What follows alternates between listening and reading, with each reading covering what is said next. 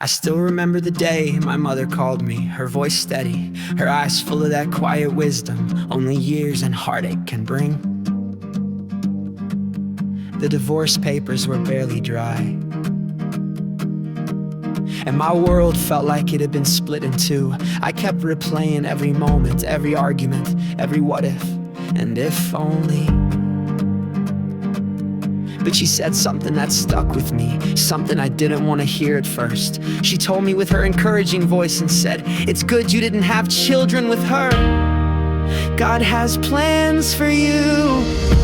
At the time her words felt cold. I thought she was just trying to make me feel better, to patch over the emptiness with platitudes. I could hear her opening her Bible and she read Jeremiah chapter 29 verse 11. "For I know the plans I have for you, declares the Lord, plans to prosper you and not to harm you, plans to give you hope and a future."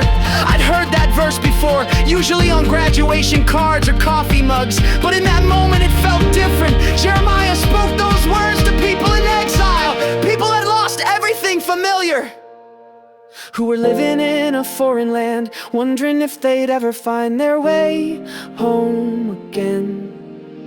This verse hit close to home. I was exiled from the life I thought I'd built, the future I'd pictured, having kids, a family, and a home, all gone. I felt like I'd failed, like God's plans for me had been derailed.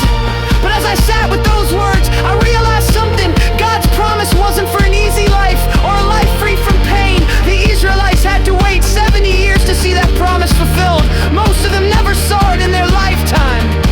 But God was telling them, and me, that even in the middle of brokenness, He hadn't forgotten them, that His plans were still good, even if they didn't look the way I'd hoped. My mother's words started to make sense. Maybe it was good I didn't have children with my ex. And not because children aren't a blessing, but because God was sparing me and maybe them from more pain. Maybe God was clearing the ground for something new. Maybe, just maybe, this wasn't the end, but a painful and necessary turning of the page. Jeremiah chapter 29 verse 11.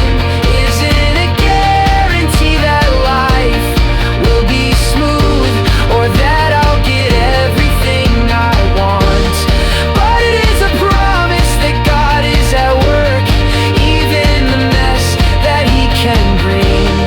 Hope out of loss, a future out of ruins. I'm learning to trust that, to believe that my story isn't over, and that God's plans for me are still unfolding. Plans for hope, for healing, for a future I can't yet see.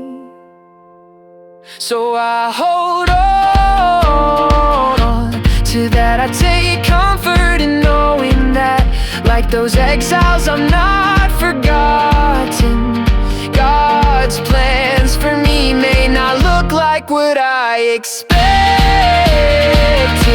but they are good, and